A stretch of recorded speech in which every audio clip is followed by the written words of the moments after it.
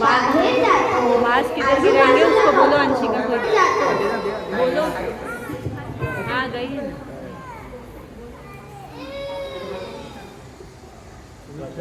बाल गणेश गणेश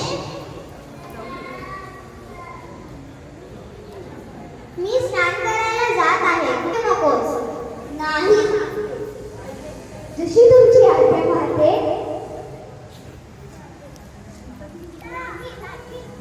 थांब गणेश. माता पार्वती गणेशला उपहार म्हणून काठी देत आहे. हे घे गणेश, मी तुझ्यासाठी उपहार आणला आहे, ही काठी.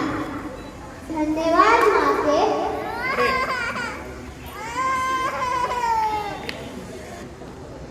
खेळाखेळात विसरून तर जाणार नाही. इथे काही कोणाला आग नाही येऊ देणार. गणेश पहारा देत असतो, तेवढ्यात महादेव येतात.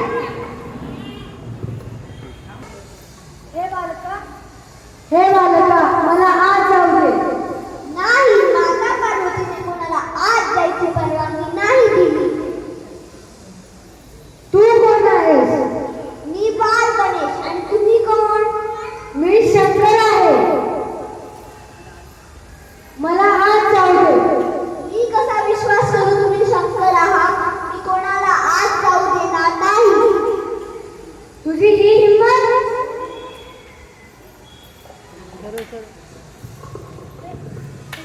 शंकराचे त्रिशूल आणि गणेशाची काठी यात युद्ध सुरू होते. आधी गणेश शंकराला वार करतो. बाल गणेश त्याला खूप हसायला येते. हा हा हा, तुम्ही जर शंकर आहात, तुम्ही मला एवढ्याशा वारमध्ये म्हणलात. हा हा हा. शंकर क्रोधित होतात आणि वार करायला सुरुवात करतात. यावेळी मात्र वार गणेशावर भारी पडला. शेवटी शंकराने गणेशाचे मस्तक धडापासून वेगळे केले.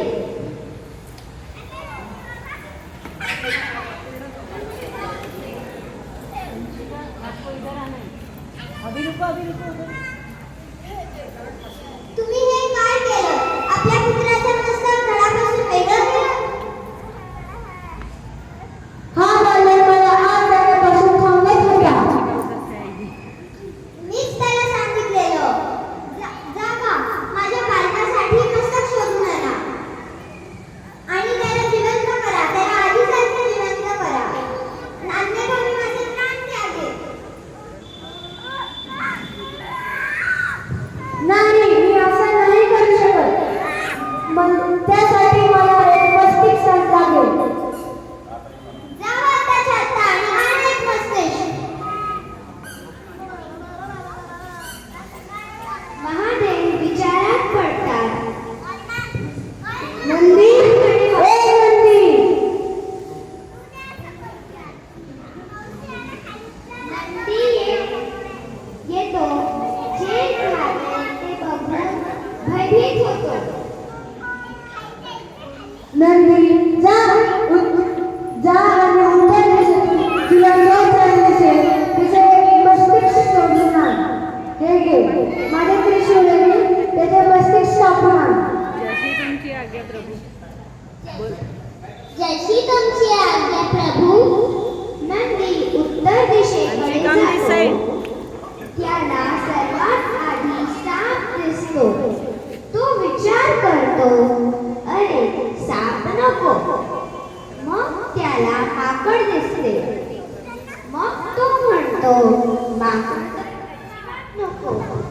शेवटी त्याला एक बापदार हत्ती दिसतो. तो ठरवतो, हाच तो प्राणी जो मी शोधतोय. मग तो हत्तीवर वार करून त्याचे मस्तिष्क घेऊन शंकराकडे येतो आणि नंदी शंकराला ते मस्तिष्क देतो.